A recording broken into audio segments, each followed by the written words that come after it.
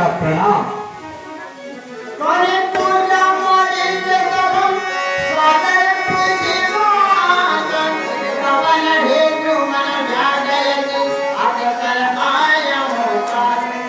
मामा मामा मारीच के चरणों में लंकेश का प्रणाम।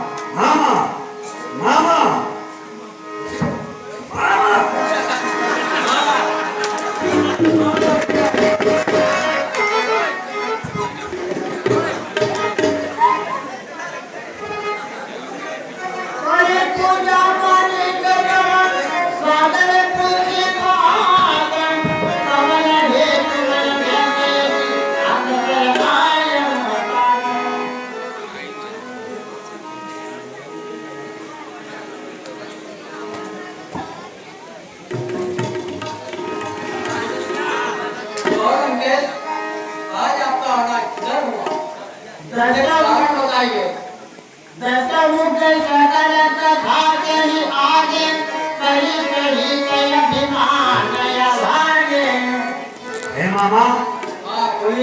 तुम्हारे पास आने का एक ही कारण है। बताइए। अयोध्या के राजा दशरथ के दो पुत्र राम और लक्ष्मण माता पिता की आज्ञा से वनवास आए हैं और उनके साथ में सुंदर नारी भी है। वह पंचवटी में निवास कर रहे हैं। जब मेरी बहन शूर्पणखा वहां जंगल में अपने मन में चूर होकर विचरने और टहलने गई थी तो उन तपस्वियों ने बहन शूर्पणखा के नाक और कान काट लिए। मामा वह रोती चिल्लाई, भैया खरदूषण के पास पहुंची और भैया खरदूषण ने उन तपस्वियों से युद्ध किया और उस युद्ध में मेरे दोनों भाई खर और दूषण मारे गए।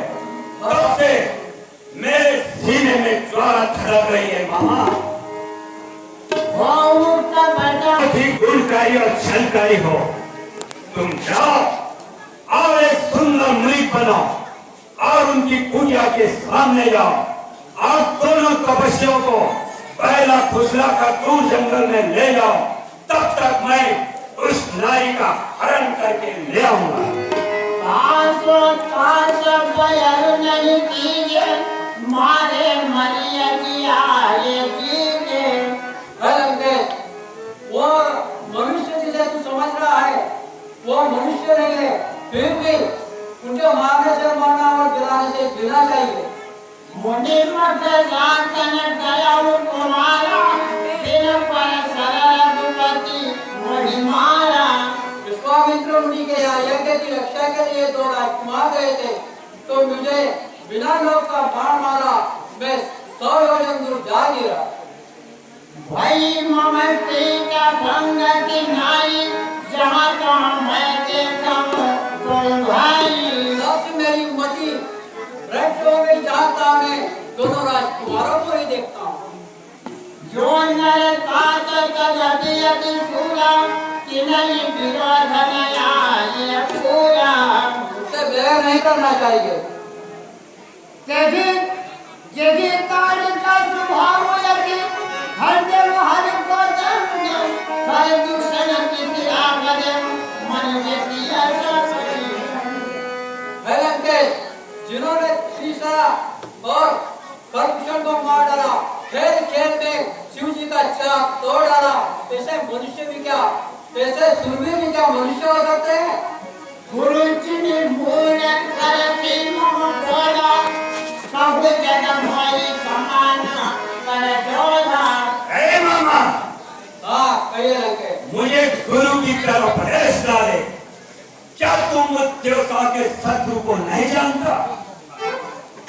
तब हमारी चल गए अनुमाना नवई विरोधे नहीं कल्याणा।